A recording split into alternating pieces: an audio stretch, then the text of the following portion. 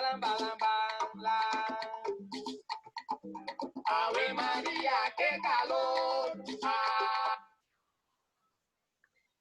All right.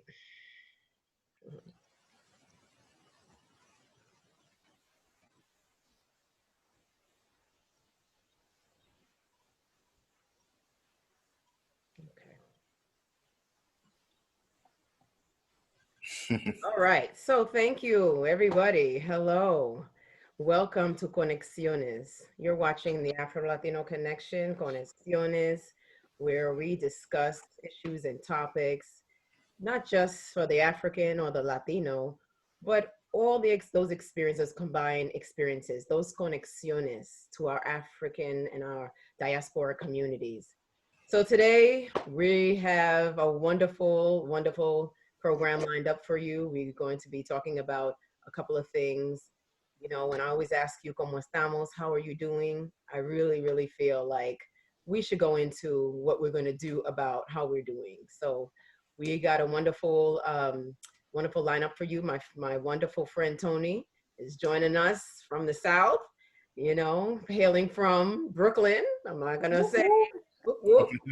And we have my sister, Jessie Blair-Myrie, a media, coaching, counseling, and holistic lifestyle expert who's an author, radio host, and the founder of Pure and Holy Living. You can find her at pureandholyliving.com. But we just want to welcome Jessie Blair-Myrie. What's happening? Thank you. All right. Glad So to be here. yes, and Tony, you want to tell us a little bit about what you're doing these days? How you doing? Of course. What's ¿Cómo estamos?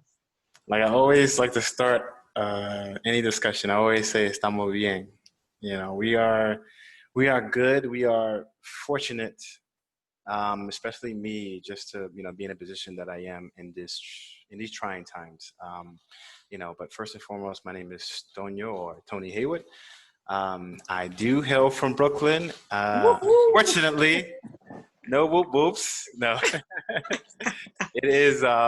My story is interesting, just being from Brooklyn and starting my life there, and now being in rural Texas, down in Aubrey, in the city of Aubrey, which is more of like a town, but.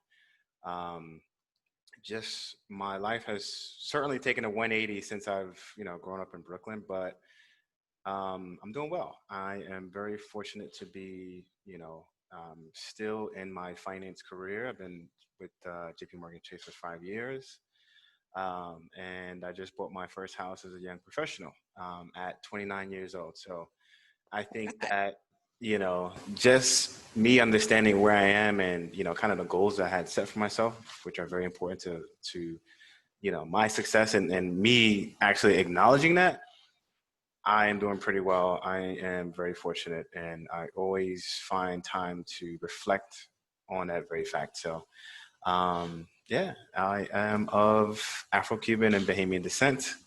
I love dancing salsa as something that, once you guys will get to know me, you will see me do more of. But I thank my host, my partner in crime, Margaret Brett, just for giving me an opportunity to speak today. So thank you. Yeah. Awesome. You're welcome. And we got to get back to that mambo, like we have been doing in the past. Yeah. So let's just move it on to the Garden State, where also Tony has come out of. You've been everywhere, Tony. Doing Yes. all of that. So all the way from the Garden State, we have, our author, holistic health coach, you name it, wife, mother, yes, minister. Wear a lot of hats. Not wearing one today, but. Yes, all right. What's happening in the Garden State? How are you? Do we have to talk about the Garden State? Talk about Get those jokes. Oh, you're from, really? What exit? You know how it goes. Like, what exit? The place where they don't honk? Okay. Listen, they honk here. I'm in Bergen County, and it's very close. I'm a stone's throw from New York City, so not very hard for me to get home in Brooklyn. Not very hard for me to get home at all, and I like it here because I can't be too far removed from civilization. But I hear you. I don't know how you feel, Tony, but I feel for you. I don't know. I've been to Texas. I've been to Dallas, actually. Yeah. Kind of hot down there. Yeah, It's hot it is here definitely too, hot. but the heat is a little bit different in Texas. Yes. Like they say, everything is bigger in Texas. And the You get heat used is to it. bigger too. Oh, You get used to it. It's my good for the God. skin too. You know, the heat. It's Oh. great. You know, great for your pores. All right, I'll visit a sauna, but Texas, I don't know. All right, so yeah. Ave Maria, qué calor. Ave Qué Maria, calor. qué That's calor. what we started with Timba Live. So, you know, the last conversation I had, let me round you in, because we could just I love this. I just love this. This is why we're here, because we have things in common.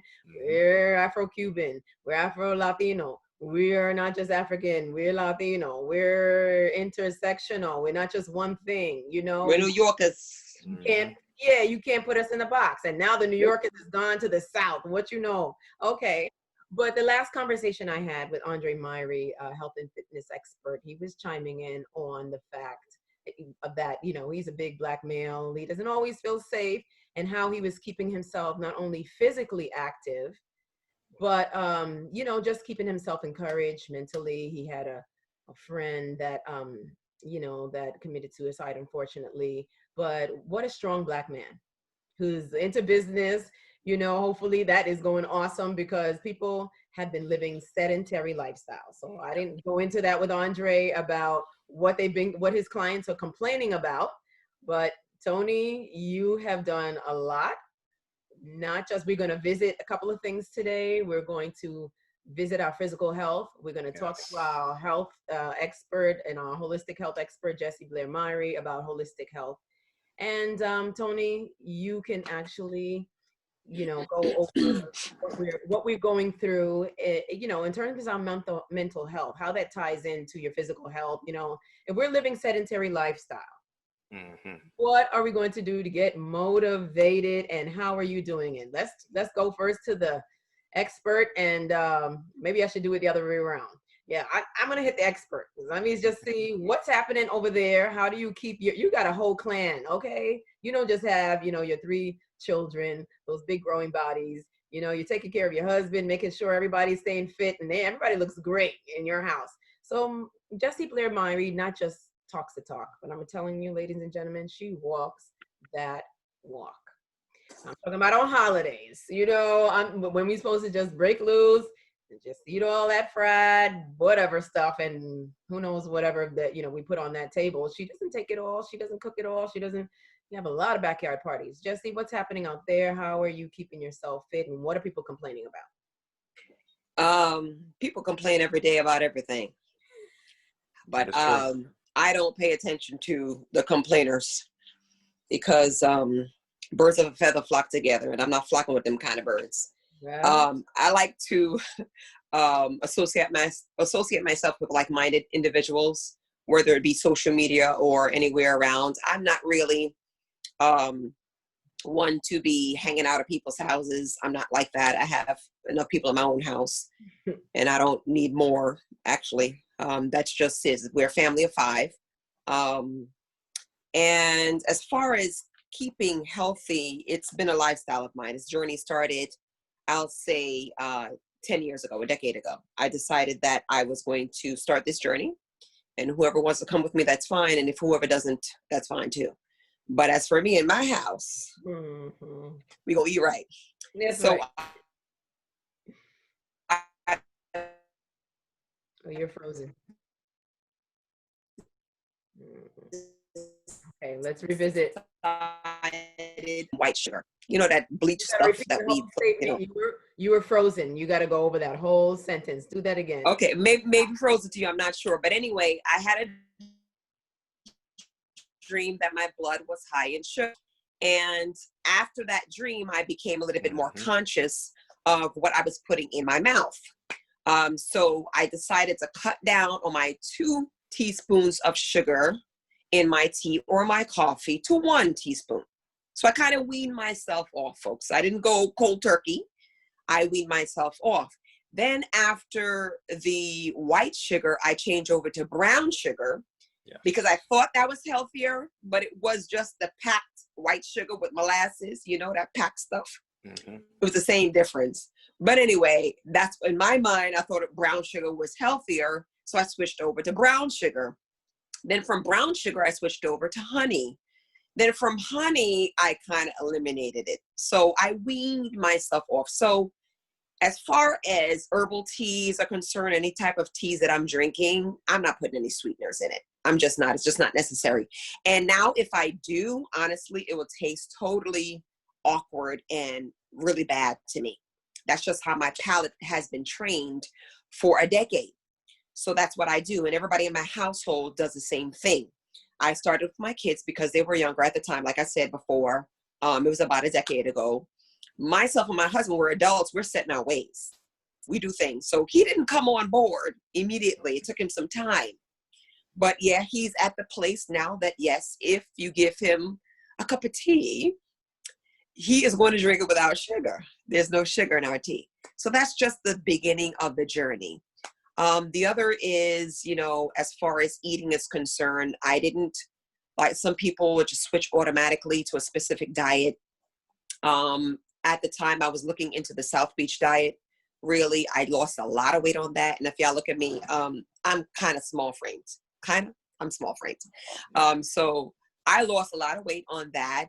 And I decided that I wanted to do less carbs and less this and less that. So I didn't do the no fat diet. I never, ever tried that. Never, ever will I try that, because we understand that fats are good. Good fats are good. And we have to know the difference. People think, which is a misnomer, it's a total myth, that fats will make you fat. And that is incorrect. That's just a myth. If we haven't already figured it out, fats don't make you fat. Certain fats are better for you than others, of course. We don't want the trans fats. We don't want the, you know, greasy chicken. And we don't want all of those type of fried foods, but good fats like the avocados and your olive oil, things of that nature, good fats are good for you. Fatty fish like salmon and mackerel, we want to do that. So we want to consume foods that are healthy for our bodies and also our brains, as we're talking about, I guess, mental health and what sustains us. But I like this quote. We've heard this before: "You are what you eat." Mm-hmm. But I love this quote from Jordan Rubin: "You are what they ate." So like I said before, I didn't turn into a vegan or vegetarian. I do eat less meat now than I ate before, is because I'm more conscious of what I'm doing with my life and my body. We only have one body, so we have to take care of it. Our body's a temple. So we have to take care of this one body. So as I, let me use the right words now, mature. I don't get old. I get mature. I age like fine wine. I age like fine wine. Amen. As we mature, we think differently and we try to do things. I say we, those of us who are thinking that way, because not everybody thinks that way. Some people are really set in their ways. As we mature, we become more cognizant of what we're doing. And my philosophy is, don't wait until you go to the doctor and the doctor tells you that you have to do something. It's compulsory. Don't do that. Because prevention, and this is Erasmus Dismas has said this, prevention is better than a cure. You don't want treatments, you want prevention. Preventative medicine, alternative medicine, that's what you want to look into. Holistic living, holistic medicine, that's what you want to look into. And so that's my philosophy. I don't want to live just to please my palate. Like I tell my people in my house all the time, y'all looking to please your palate now. Just don't look to please your palate. Look for things that are sustainable, and that's going to help you in the long run. So as we talk about mental health and how good it is for us, or what's good for us, we don't want to eat lots of foods that are not nutritional, that have no nutritional density. And that's not good for us, because what happens is these things lead to diseases and they lead to sicknesses. And when we do that, then what do we have to do? We depend on what the doctor gives us, prescribes us, then we take that. And then you need another medication for the side effects that the first medication was given you. Mm-hmm. So it's a trickle-down effect. Then you wind up, next thing you know, you have like a countertop full of 20 different bottles of medication that you have to be taking on a daily basis because you started out with one. And I'm not saying this is something that that food is is a cure all. I'm not saying that. Some things are genetic and some things you have to be mindful of, but there are certain things that are 100% reversible if we choose to take a different path, specifically as far as eating is concerned. So I say all that to see why this is my favorite holistic health coach. Oh, finish that sentence. Go ahead. What? Yeah, so eating is very important. What we put in our mouths is very important because digestion starts in the mouth as well. So it's like, I kind of look at it this way. And I guess Tony can talk about the physical and you know, Andre talked about it last week or a couple of weeks ago. As far as the physical is concerned, physical is definitely important. Very, very important. But do not lose sight of the fact that you can be so physically fit. You can go to the gym, or you can run a mile or 2 or 5 or run a marathon, or then you can be spinning or doing lifting weights and all that. And then after you're done with that, where do you go? To your nearest fast food restaurant? Starting up in Jessie. Yeah. I tell people in my house, listen, this ain't Burger King, have it your way. This is Okay? We don't do that here. What I shop for, what I provide, what I cook, that's what we're having in the house. So you can't do all of that because it's counterintuitive. Totally counterintuitive. You're going to work out and you're going to lift weights and you're going to do all this and then you're going to go have yourself a Mac? Really? It's not even I real mean, food. has anybody ever thought about what's in those burgers? we're going to go back to it. We're going to touch on nutritional, the packaging, the labeling. Don't get me started. Deceptive. No, I'm coming back to the packaging, the labels, the deception, because I have recently, not recently, but thanks to your training and thanks to, you know, all that sensitivity of what is in my stuff, I'm not going to lie. I done slid back into those little, what do you call those? Crunchy cheese puffs.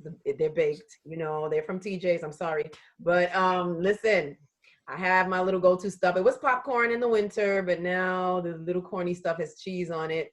And all right, let's like potato chips. Slowly but surely, I'm going to back it up. I'm going to back it up and get off of those cheese puffs and, you know, all that stuff. But you know what? This is what I was trying to get to. Tony, I don't know, you're not sitting in the office every day, but it doesn't mean that you don't have a schedule, that you're not at work every day. And even if you have to work remotely, you're probably tempted to grab the, or after a hard day, what is, you know, there's comfort foods and there's things that should not be on the table. You know, I understand there's some things that people are doing, but overall, it's not what I live to do. It's not like an everyday thing. I have to have my nuts handy. I have to have healthy snacks handy, or else, you know, why did I buy those cheese puffs? I don't know, but they're sitting there, and that's what's next besides the platanitos. Okay. Now you know. I love my platanitos. Only 3 ingredients. Only 3 ingredients of platanito. Oh, it used to be the cassava chip, but you know, I backed it off of that, the grease, you know. Okay, Tony, let's talk to you about, you know, how people are dealing with sedentary lifestyles. How are you dealing with it? You're working every day. You're in the office. Yes, every single day.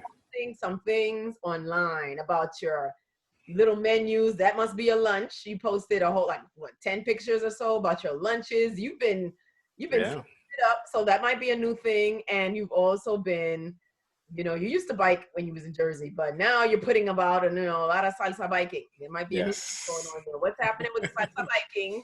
You said you lost all this weight. Talk to me.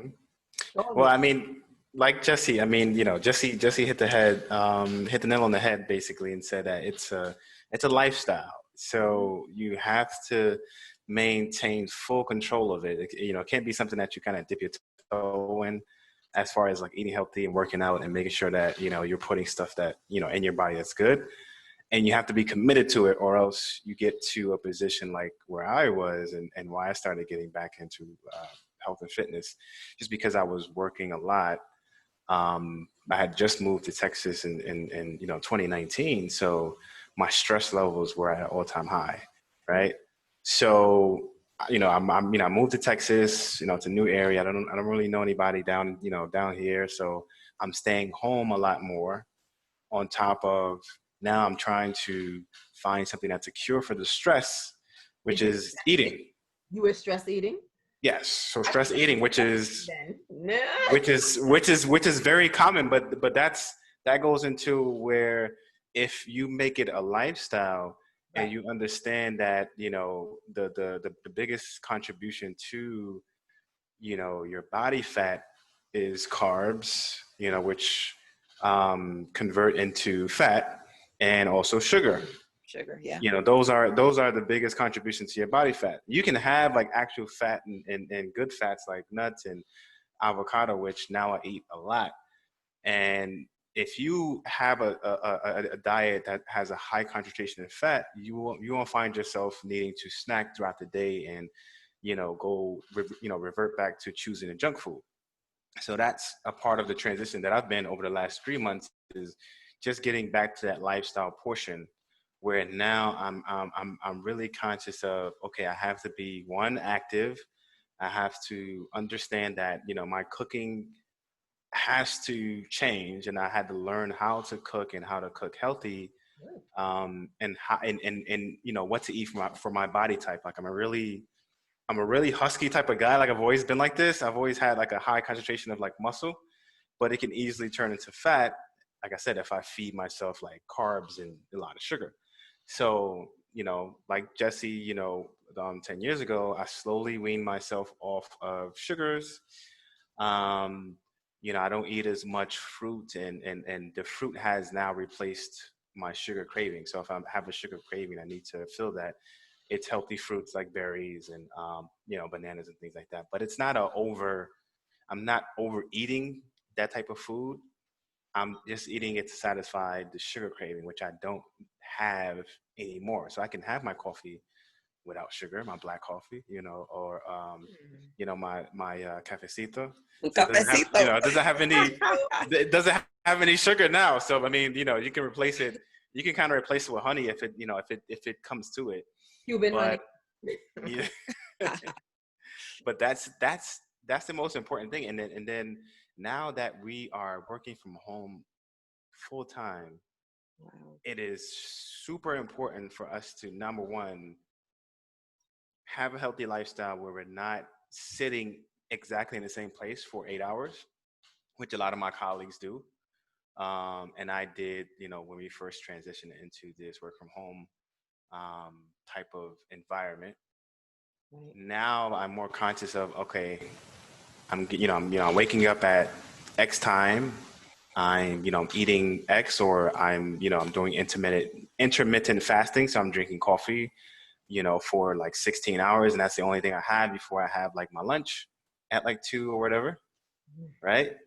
And then I make sure I have my exercise and my hour and a half of exercise to make sure that I'm being active for the day, so that, you know, my lifestyle, which is, you know, I'm working from home, sitting about 7 or 8 hours a day. I'm not continuously sitting for like that time period. You know, I'm getting up, I'm walking around, stretching at my home office, which is this here. Just because that can be as dangerous as smoking, as a bad habit, as any other habit that would contribute to you gaining weight, you So sitting and working. sitting is the new smoking? Yes. Uh-oh. It is definitely, it can definitely be described as that. And it does something to you mentally, where after those 8 hours, your body is exhausted. You don't feel like doing anything. Yeah. You just feel like going and having something that may satiate you, like a, you know, like a Big Mac or something like that, or something from McDonald's. So that's the effect of it. And then, you know, it's a cycle. So, you know, continues to the next day, to the next day, to the next day. You If know? you're not careful. I don't crave. Yeah, I don't crave Mickey D's anymore. I don't know about you. Me neither. I'm sorry. I've weaned off.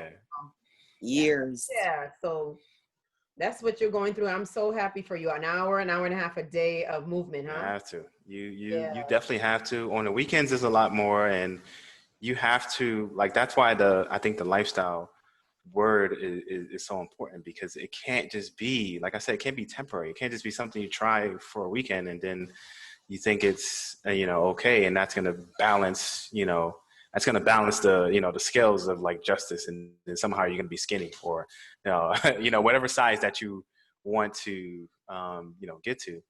but just having that as a part of something that you consciously think of every time you go and cook your meals, or even if you go out, it's something that you should be conscious of. But you actually lost some, sorry to interrupt. Yeah. You lost some weight. Was that the goal, or?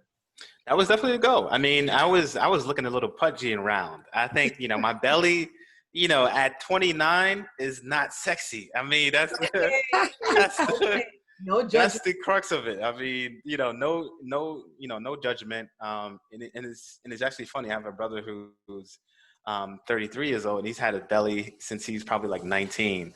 And I used to always joke on him. That used to be like my thing, just always joking on him and that. And then I'll start to look like him. I was like, oh no, I gotta go. I gotta change my life around. But yeah, I think I lost like maybe 20 pounds. And Wow. since, my body naturally holds a lot of muscle, you replace it with muscle, replace the fat with muscle. So my BMI, my body Mass index. Yeah, sorry. It was like escaping me. I was about to say something else. But yeah, my body mass index actually lowered by like 10%. And yeah, because I for some reason I held a lot of like in your fat in midsection. my midsection, and once you change that, like your whole BMI just changes, your energy levels increase, mentally you're more you have more mental fortitude, and you just feel overall like great. You have this feeling of like a great feeling of like you feeling well, of wellness. We're going to go and we're going to talk. So That. You want to say something, Jessie? Yeah, I was going to say a side note is as far as your midsection is concerned, it's easier for men to lose it than it is for women. So women, if you're listening, it's going to take you a little bit longer. That's why you have to be more consistent. The men have to be consistent too, but it's so much easier for men to drop it off than it is for women. Yeah. That's rough. It's rough, but it's true. That's rough. So yeah, let's go into, before we talk about the overall sense of wholeness, the overall sense of well-being. This is the Conexiones, the Afro-Latino connection, where we're talking about things that concern us in the African, Latino, and the diaspora communities. We like to talk about our Conexiones to Cuba. So Jessie, we'll talk about our overall mental wellness and how we view well-being. Tony was talking about people just really going off the rails, and one thing affects the other. If you physically not feeling that great, it affects people that are just really touchy. And I don't know about you, but here in Brooklyn, people are popping off and just, I don't know, they're just not calm, cool, and collected at all, most of the time.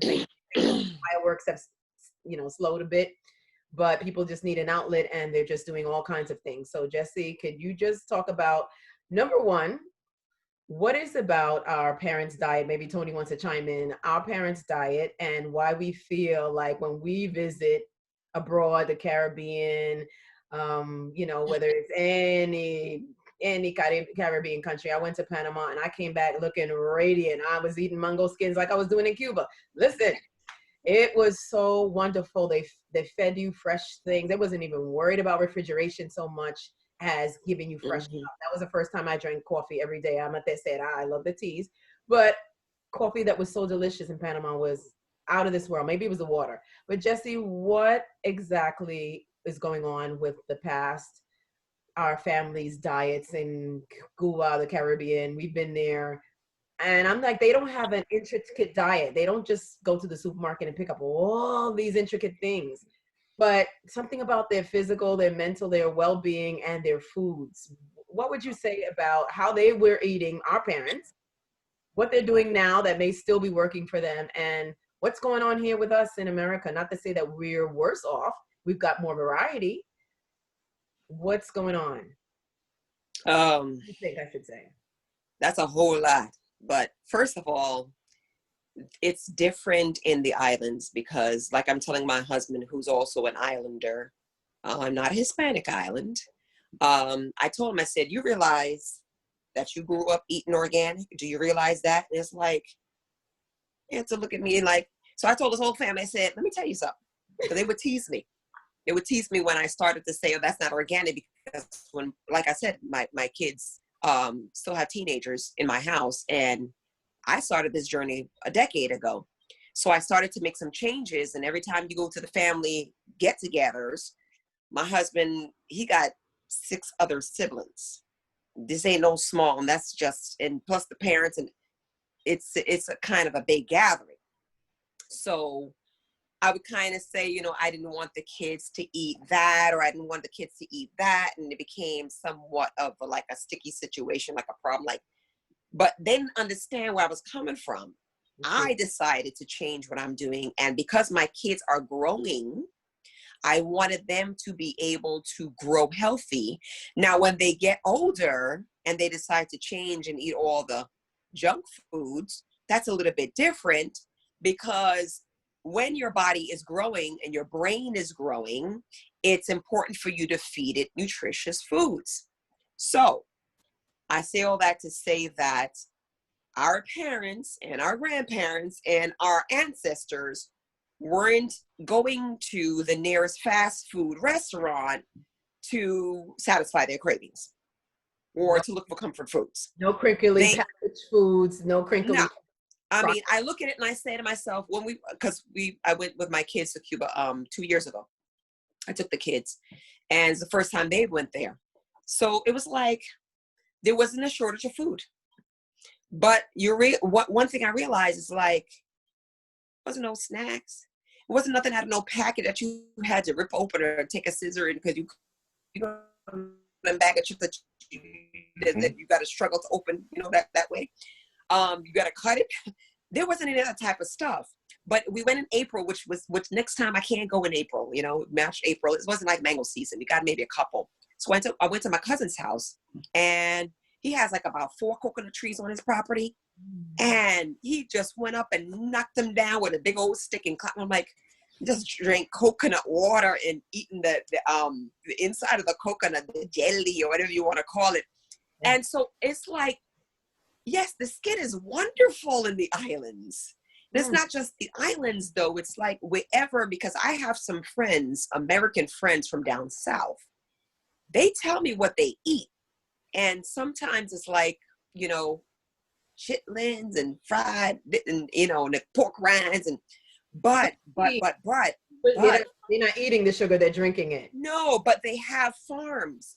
So they eat their collard greens and things of that nature. And by the way, that collard greens, leafy greens on a whole, they're good for you. So they're eating greens. So our ancestors are eating foods from the earth the way God intended us for us to eat it. So we are natural. They're balanced. They're eating they're balanced. They're eating the fried chicken, but there's some greens. Precisely. The people down south now, in this as well as in the islands. I mean, they may fry some foods, but it's like, okay. I say to my husband's family all the time, and him, I say, you know what? Here I am in America, and if I want to eat a mango, most of the time it's not going to come from Florida. We do grow mangoes in Florida, but most of the time it's not coming from there. It's coming from either Haiti or DR or somewhere like the avocados. The avocados might come from Florida, and some of them come from DR, Dominican Republic.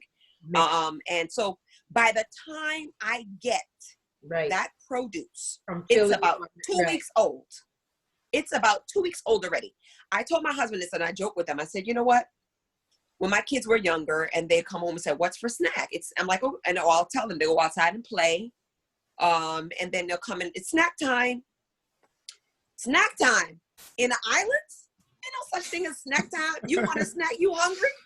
Go climb a mango tree, or a coconut tree, or pomegranates, or anything they want, oranges, anything they wanted, they go pick it from the tray and eat it. We don't have that here. We have certain trees that we can grow here in New Jersey, where I live now. I'm in the suburbs, not far removed from New York, though. Not far removed. Look at my Brooklyn Bridge, y'all. Anyway, not far removed. Not far. I can't be too far from civilization now, but we can grow certain fruit here. We can grow our apples and things of that nature. We can grow figs. We can grow pears. I don't have any of those trees here, but I am growing in my backyard right now. I decided to plant some tomatoes and peppers, and I've got my different types of mint and my basil. I have that in my backyard. And those are some things, but it's a seasonal thing. So when I tell people this and I'm like, do you guys understand that you grew up organic? Do you realize that? Do you realize your ackee tree, you know, in Jamaica, the ackee tree? And mommy told us, she said our neighbor across the street had an ackee tree too. A lot of Cubans wouldn't eat it because they didn't understand how to cook it. But she knew it wasn't a problem. But they have all of these trees surrounding them, and it's just natural produce. And so when our ancestors decide that they're going to eat some fried foods as well, it's not as detrimental to their health as it is ours, because here in America, we have a tendency to eat more packaged foods. We have a tendency to eat out more often. And when we do that, there's a lot of sodium in the food. There's a lot, they may be trans fat in the foods. And if we do that too frequently, more often than not, what's going to happen is our bodies, our entire cellular situation is going to become compromised. So then we have to compensate for that. So what do? If we're conscious like me or like us here, we decide that we're going to eat more produce, more fruits, more vegetables, which are good. But if you're like somebody else, they might go to the doctor and say, okay, what can I do? You know, I'm getting this migraines, I'm having this pain, this joint pain. And maybe it's because you've been eating a lot of fatty foods, greasy fatty foods, not good ones, and you haven't been exercising as much.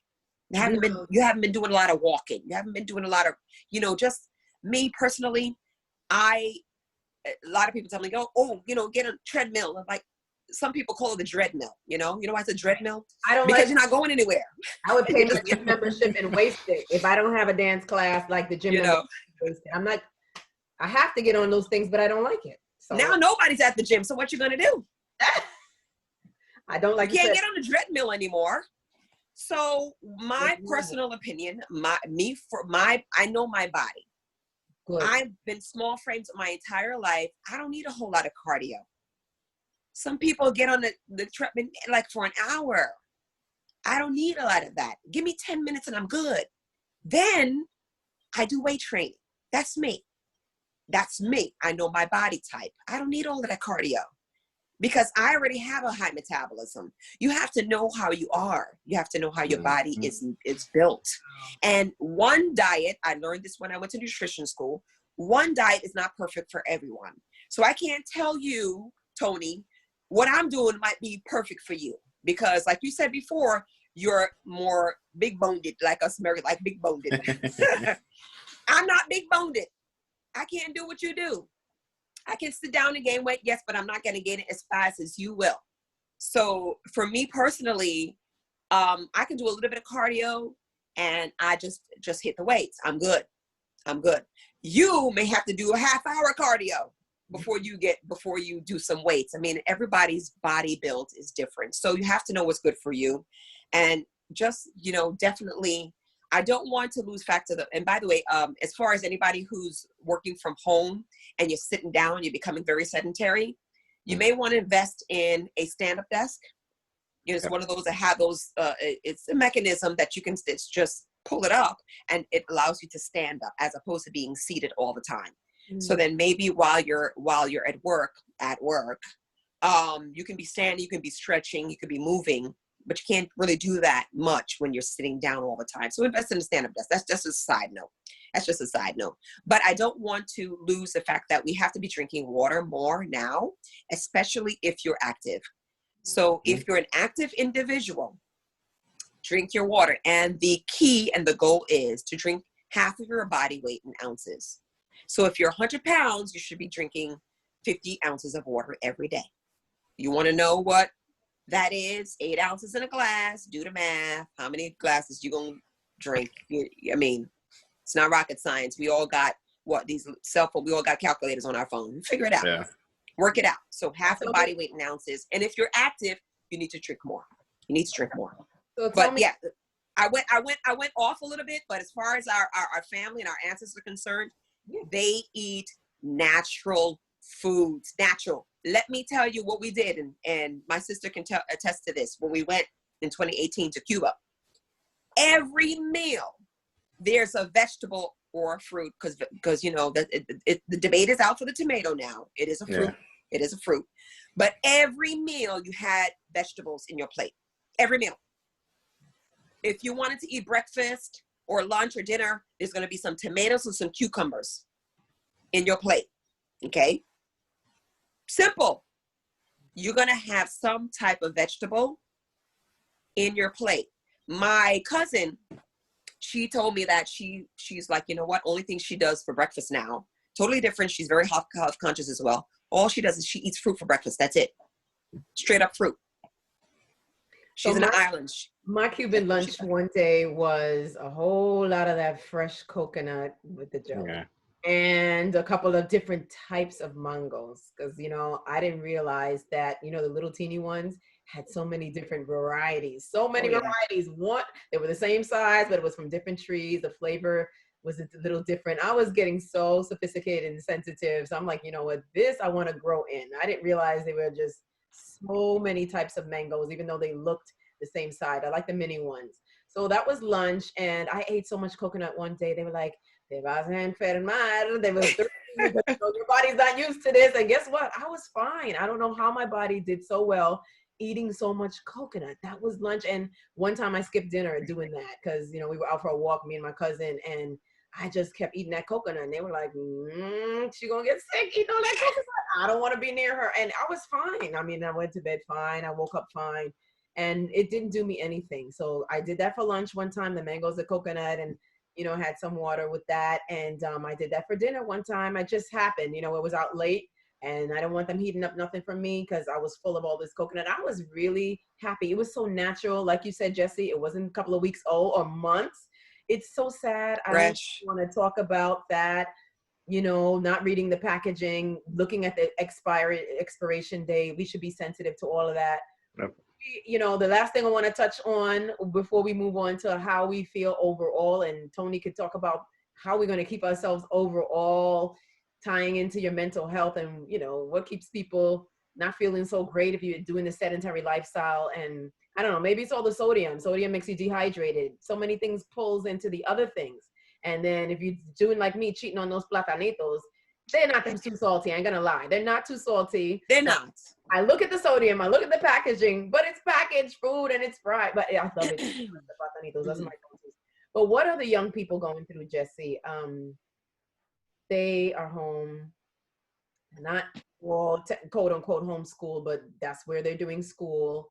So from the youngest to the oldest, I have a lot of nieces and nephews. So different ages, different ranges, and they're sedentary, a lot of them. Preteens, teens, young people, children, they are sitting down a lot. But, you know, I don't know if they get up a lot. You know, they take breaks if they're active, some of them. What is it like for young people? Do they have to adhere to the same rules, drink a lot of water, get up, stretch your legs? Do they have a higher tolerance? What is your advice to parents with children? Well, when it comes to video games, anything has a higher tolerance. You know, that's what they do. And they do it well. When they were in school, nobody's in school now, but when they're in school and this thing dropped, that infamous Friday the 13th in March, my high schooler hated it. But so it changed over because everything automatically went online. Automatically. No warning, no nothing. It's just everything is online. So now, you know, he obviously sits down more. I have to be very conscious to tell them, go outside and get some natural vitamin D from the sun. That's where natural vitamin D comes from. Go outside and go get some natural vitamin D from the sun. Y'all complain that in the wintertime, everybody's cooped up in the house and nothing to do. Because here in the Northeast, we have cold weather and some snow sometimes. We had a very mild winter this past winter, by the way, which is wonderful. But anyway, complain about how they coop up in the house. There's nothing to do in the winter. Now it's summertime, like nobody wants to, what happened? Go outside. Go get yourself some natural vitamin D because it's very important for your health. And it's great for your skin as well. 15 to 20 minutes a day at least of vitamin D. Don't overdo it. Of course, if you have more melanin in your skin, we know what that means. It's you have a higher tolerance. Some people outside for 5 minutes and, you know, they're already burnt. But anyway, that's different. But we have to get out, and they do get up, they do stretch. My girl, who's the oldest, she gets out and she rides a bike. And if I'm in the mood to go out, and I'll ride the bike with her too. It's just that sometimes it's a little different for me riding the bike than it is for her. So are young people in inner cities, the young people in the inner cities, they have it doesn't matter. They should still be out. I heard the pools are open, so they could be out swimming. They could be out walking. They should really be out. So when they say, oh, our mayor is like closing streets down to give people more space with the children, there's something to that. It's not that they just need more park space, but being outdoors is very healthy and moving. That's yeah, so most parents know that, but you're strongly encouraging your children who are, they're bigger now, but you're strongly. Yeah, I mean, they don't always listen because they're bigger, but yes, the oldest one, she's going to go back to playing basketball for college, so she tries to be conscious of moving about, and she'll go and ride on her bike. The boys, no. I mean, the oldest one, he works out, because we have weights in our basement, so he'll do that. The youngest one pretty much don't do nothing. I'm like, go, just do something, just go. But all those awards in baseball. Yeah, but I mean, it's like basketball. Now it's this season, baseball was canceled. Couldn't do it. Couldn't do it. It happened in March. It was like a week before spring training and everything. Everything just dropped. So there was no baseball, and so now we're just considering is like, now we have to wait until next year. And so anyway, they do, they do get up and they do stretch and stuff like that and walk around, and, the basement. And that's a good thing about, I don't know, Tony, you probably don't have a basement. You're in Texas. No basement at all. None of these houses have basements. I thought that was weird. Yeah, there's no basement. In Florida neither. I used to live in Florida. No basements there. So I like my basement. So we up and down. We go up and down. It's like from the basement to the main floor to the upper floor. So we get a lot of steps in on a daily basis. We do. In this house, we do. So that's a good thing as well. So thank God for the 3 floors. So those who live in apartment buildings, take the steps. They can, sometimes it's hot and, you want to socially distance outside. You don't really want to do the crowds, but, there's some things that you probably can do. So what do you say, Tony? You're out there and you're trying to keep it moving. And you also have spoken to those who are dealing with, there's a stigma to mental health. There's a stigma, but you know what? I think it's been being destigmatized right now because it's really important for us to think about it. I'm glad that you're here today, holistic health coach, and Tony, who's very health conscious and did so much personally. You've actually done the work, Tony. You're not talking about it, you're doing it. You're actually just doing it. So what do you say about how we should, what maybe personally you can just share your ideas of what we do to continue to try to check on your mental health and be mentally healthy. What do you say? What have you been up to? Yeah, I mean, I would say I think it's hard for us, especially I think men and like Black men in general, just to kind of come to terms with the fact that we have to focus on these things, because I think in our minds we like to be perfect, or we like to have this idea that we are perfect, and any imperfection is seen as like a weakness. So if you have something where something affecting you mentally, where you may not be sleeping, or you may be going through some stressful times, you would more or less like bury it instead of like taking it on like head on, going at it and figuring out like what the issue is so you can resolve it or treat it or work on it. So I think a lot of people have been doing that, especially now that we are more prone to being alone with, quarantines and stuff like that. We have more time to ourselves. So people are starting to do things that aren't necessarily characteristic, or, something that they've been known to do in the past, right? So me, like what I tried to do, especially like when I moved here, I was thinking, like I said, when I moved here in 2019, I was already at a higher level of stress and anxiety because I'm living in a new place like Texas. This is the opposite of how I grew up. You know, I had to learn how to mow a lawn, which is crazy, right? It seems like something that should be so normal to do, but, you know, we didn't have any of this stuff. You know, I had to learn how to plant flowers, and, you know, I had to cook for myself and do all of these things that I never really had to do. And that took me right out of my comfort zone. So it affected me, you know, mentally. And like I noticed I started being more reclusive, especially towards the end of like last year, 2019. I started to be more isolated. I wasn't reaching out to folks, you know, like my family and my friends as often as I should have been, just to kind of, you know, make sure that those relationships are building and, you know, going in the right direction. So nobody called you out. You noticed it yourself. No one said, hey, you know, what's going on? You saw it yourself. I would say, I mean, it's a combination. I would say it's a combination of both. Like, no one said to me specifically what that issue was. It was more like I saw, you know, relationships go in a different direction, and I kind of internalized it as they're the problem, when it was actually me. It was actually me that forced that person to, you know, feel cold, or feel like that I was cold to them. So, you know, just the fact that, you know, me being that I moved down here, you know, some friendships were harder to maintain, you know, because now I'm in a different state and they can't just come and, you know, knock on my door now. So what I had to do was just really, number one, I had to confront the problem. That's the first step in order to solve something, is to confront it and actually verbalize, like, hey, I have this problem.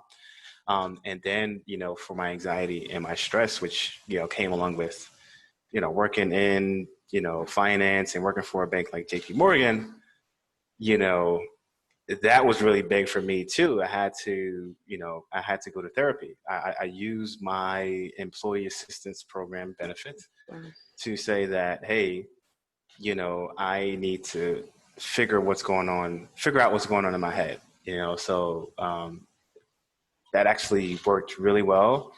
I was nervous at first because, like I said, I had to like get out of that stigma where I was like, okay, you know, I'm still who I'm, you know, I'm still me. I'm still, you know, Tony. I'm still pretty, you know, pretty awesome, but I may be going through something that, you know, people aren't necessarily, you know, maybe I'm not used to, and maybe it's an obstacle that I have to overcome. So rather than, you know, pushing it to the, you know, to the back, or forgetting about it, or letting it continue affecting my other relationships, I decided to tackle it like head on. And, you know, I think I did like maybe 5 or 6 weeks of like therapy sessions where I was just going at the problem, you know, talking to my therapist, and we did a lot of sessions, and I had to uncover a lot of things about like how I grew up in Brooklyn, New York. And, you know, some of the things that we learned from our family members and our friends growing up sometimes aren't the right thing. And a lot of you coming to terms with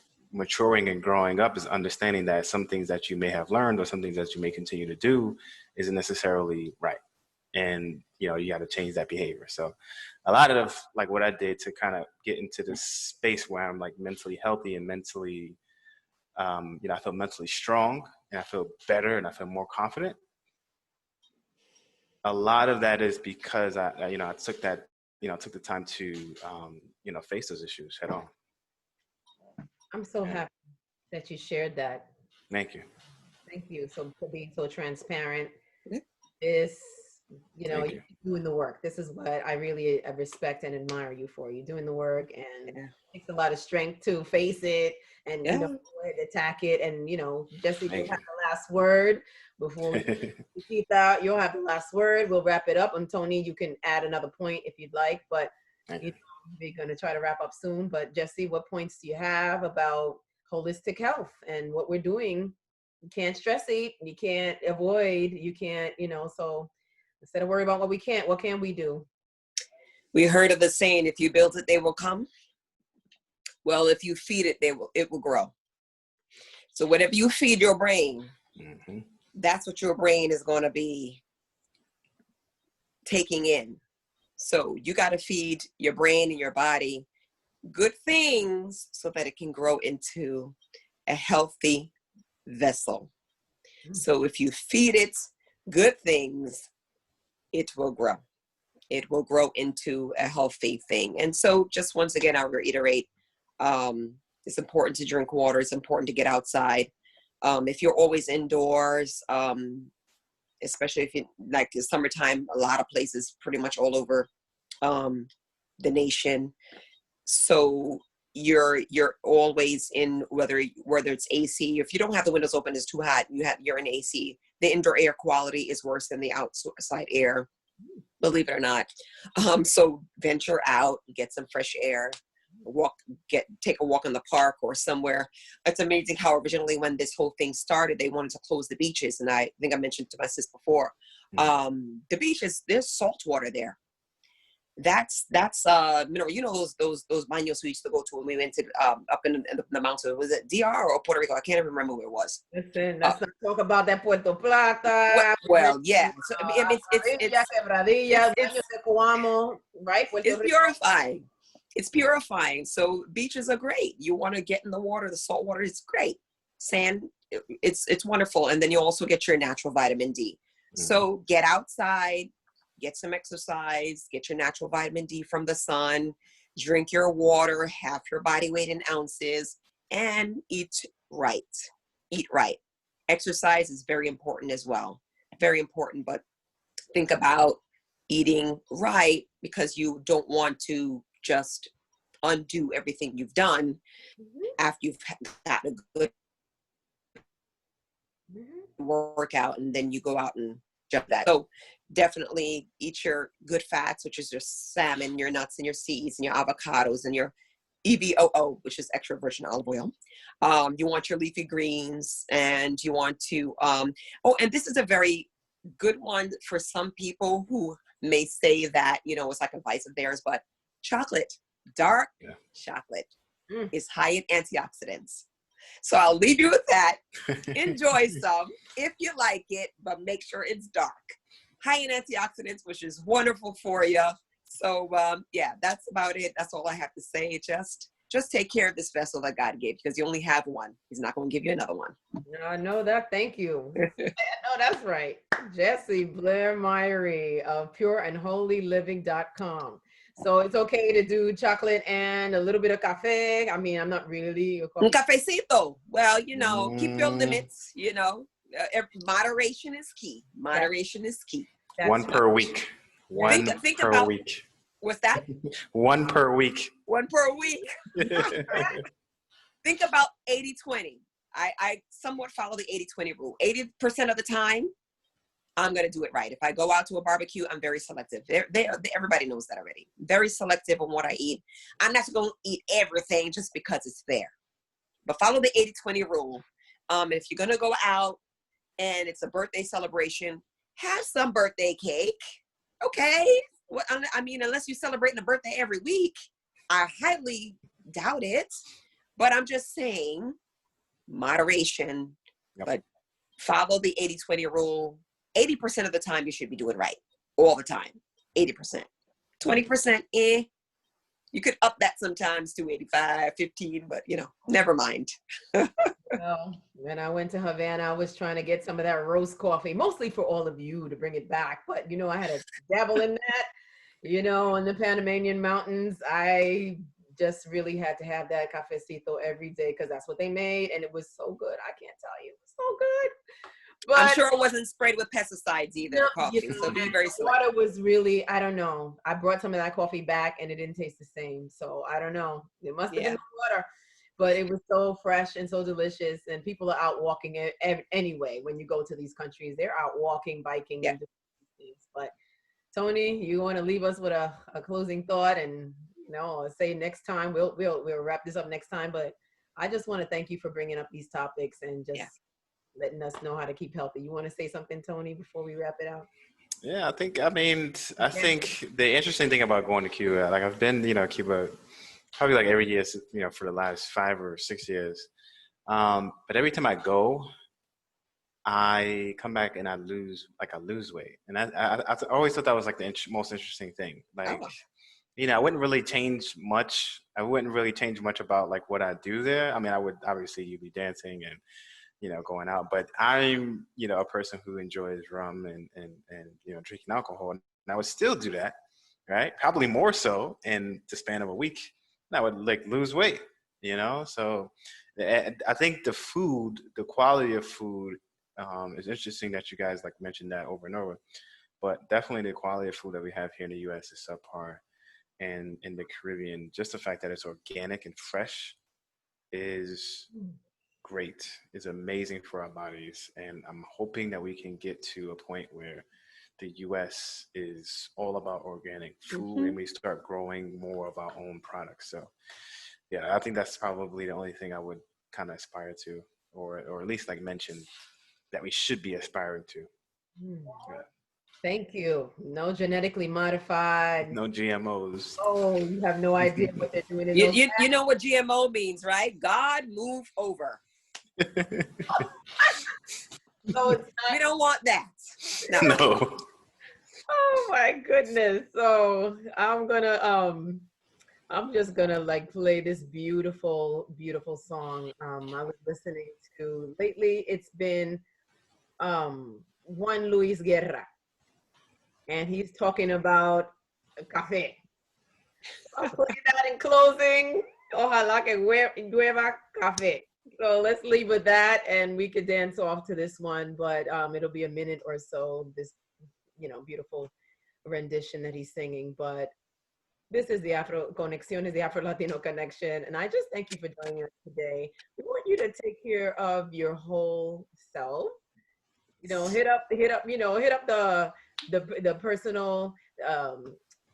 Hit up the personal health expert, Dondre Myrie, or Jessie Blair-Myrie at pureandholyliving.com.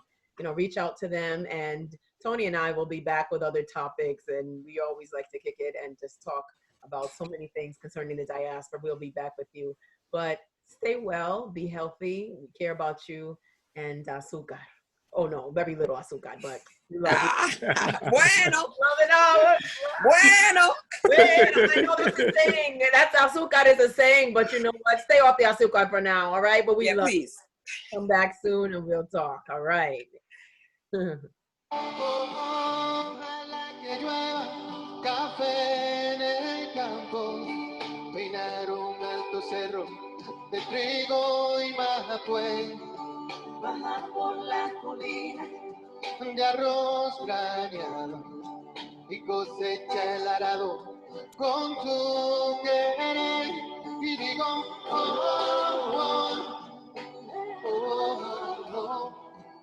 y ojalá el otoño empezó. Quizá mi cosecha, sembra una llanura de batata y fresas, y ojalá que llueva Café. Cafecito. Pa' que en el mundo no se sufra tanto, todo el mundo.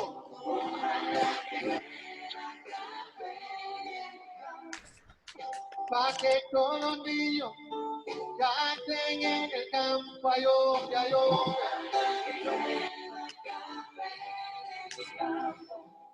Ojalá que llueva, ojalá que llueva. Ojalá que llueva café en el campo. Y ojalá que llueva café. Okay. Hey. All right. We love you. Take it easy. All righty. Ciao. Ciao. Bye. Ciao.